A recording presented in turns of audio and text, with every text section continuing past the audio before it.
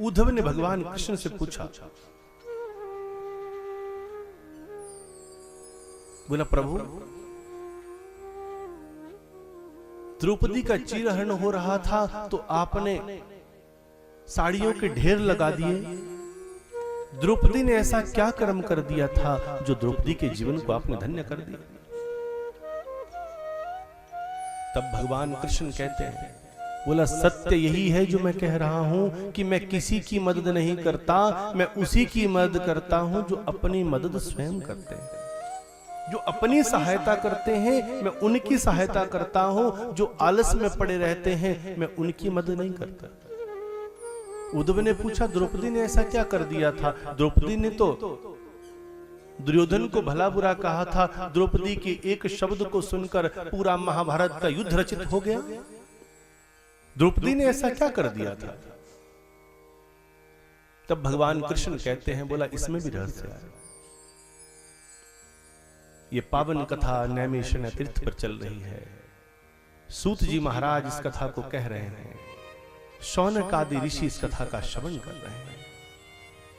तो कहीं ये कथा आपने पिछले कल देखा कि गंगा के तट पर वेद व्यास जी के पुत्र 16 वर्षीय संत स्वामी शुकदेव जी महाराज इस कथा का श्रवण करवा रहे हैं और राजा परीक्षित इस कथा को सुन रहे हैं, जिनकी 7वें दिन मृत्यु होने वाली है।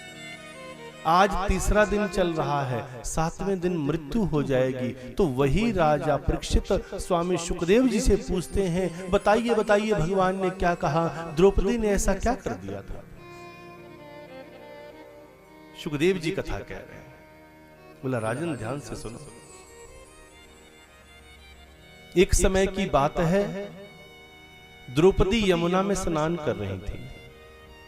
इस तरफ किनारे पर तट पर वो स्नान कर रही थी और सामने यमुना पार एक साधु स्नान कर रहा था। साधु ने एक लंगोटी शरीर पर लगाई थी और एक लंगोटी बाहर किनारे पर रखी थी कि मैं डुबकी लगाऊंगा, नहाऊंगा, फिर इसे चेंज करूंगा, जैसे आप कपड़ा चेंज करते हैं। अचानक से आंधी तूफान आया, पानी का स्तर भी बढ़ा और किनारे पर रखी वो नई लंगोटी जो बदलने के लिए रखी थी, वो लंगोटी उस आंधी तूफान से उड़कर यमुना जी में बह गई। साधु अपनी लंगोटी को इससे पहले कि उस पकड़ता तो और जो साधु के तन पर लंगोटी थी वो भी फटी पुरानी हो गई थी, उस आंधी तूफान से वो भी उड़ गई और वो भी बह गई। साधु अपने शरीर को यमुना जी में ढक छुपाने लगा। आर पार देखा, चुपके से झाड़ियों में चला गया। दूर से द्रौपदी की दृष्टि पड़ी और द्रौपदी ने मानो ये देखा कि ये बुजुर्ग साधु जो अपने शरीर को तन को ढकने के लिए परेशान हो रहा है, साधु झाड़ियों में बैठ गया। बोला अब रात्रि होएगी तभी घर जाऊंगा। झाड़ियों में छुपा है साधु। द्रौपदी यमुना पार जाती हैं और द्रौपदी ने अपनी साड़ी, आधी साड़ी, एक साड़ी का पल्लू थोड़ा सा फाड़ दिया और कहा साधु बाबा मैं आपकी इस स्थिति को देख रही हूं और मैंने देखा कि आप बड़े परेशान हो रहे हैं, आप कैसे घर जाएंगे? तो द्रौपदी ने अपनी साड़ी का थोड़ा सा पल्लू फाड़ा, अपनी साड़ी को फाड़ा और कहा बाबा आधी साड़ी से मैं अपने तन को ढक दूंगी, आधी साड़ी से आप अपने तन को ढक दो और अपने घर चले जाओ। साधु ने द्रौपदी की तरफ देखा, द्रौपदी के शीश पर हाथ रखा और कहा बिटिया आज तुमने मेरी मर्यादा को बचाया है, आज तुमने मेरी लाज बचाई है। अगर आज तुमने एक साधु की लाज बचाई है तो जा बेटी, ये साधु तुझे आशीर्वाद देता है कि मेरे जीवन का पूरा के पूरा तप भी अगर लग जाए तो भी मैं तुम्हें वचन देता हूं तेरी लाज को कोई गिरा नहीं पाएगा, तेरी लाज को कोई गिरा नहीं पाएगा। समय बीता, पांडव जुए में हार गए, द्रौपदी को हार दिया। दुशासन द्रौपदी को बालों से घसीटता हुआ सभा कक्ष में लेकर आया। दुर्योधन बोलता है दुशासन खींच इसकी साड़ी, इसको नग्न कर दो। द्रौपदी की साड़ी को खींचा जा रहा था। द्रौपदी ने सबको पुकारा। गुरु द्रोणाचार्य वहीं बैठे, भीष्म पितामह वहां बैठे, 5 पति वहां बैठे, धृतराष्ट्र वहां बैठे। सबको कहा मेरी लाज को बचाओ, मेरी लाज को बचाओ, मैं आपकी पुत्रवधू हूं। परंतु उसी समय किसी ने ना सुनी, 5 पति सिर झुकाकर बैठे रहे।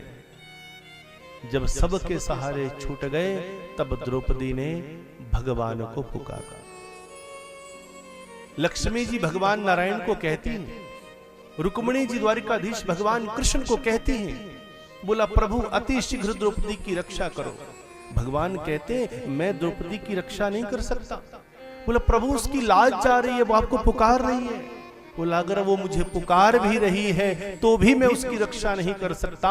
भगवान ने नारद को कहा, बोला नारद जल्दी इसका बही खाता देखो, क्या उसने ऐसा कोई पुण्य किया है कि मैं उसकी मदद कर पाऊं।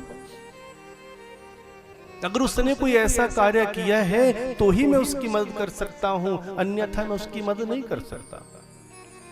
तब नारद जी ने एकदम से बही खाता देखा और बही खाते में देखा कि इस द्रौपदी ने एक साधु की लाज बचाई थी। साधु ने वचन दिया था तेरी लाज को गिरा ना पाएगा। वो थोड़ा सा पल्लू जो साड़ी का पल्लू काट कर साधु के लिए दिया था, वो साड़ी का वो छोटा सा पल्लू आज उसके साथ पुण्य का भी एक ब्याज लगता है। ब्याज पे ब्याज, ब्याज पे ब्याज लग के आज वही पल्लू, फटा हुआ पल्लू पूरा के पूरा वस्त्र का लट्ठा बन चुका था, थान बन चुका था। भगवान ने कहा जल्दी उस लट्ठे को लाओ। भगवान ने वो साड़ी का लट्ठा, वो थान उठाया और द्रौपदी के शरीर के लिए उसे दे दिया। तो क्या भगवान ने द्रौपदी की लाज बचाई? भगवान कहते हैं मुझे तुम रात दिन पुकारते रहो पर फिर भी मैं तुम्हारी मदद नहीं कर सकता अगर तुम्हारी झोली में कुछ है नहीं। अगर आपकी झोली में कुछ नहीं है तो ईश्वर भी आपकी मदद नहीं कर सकते। याद रखना, स्मरण रखना इस बात को। इसलिए रात दिन जो कर्म कर रहे हैं उस कर्म को देखो कि हम क्या कर रहे हैं। हम अच्छा कर रहे हैं या बुरा कर रहे हैं।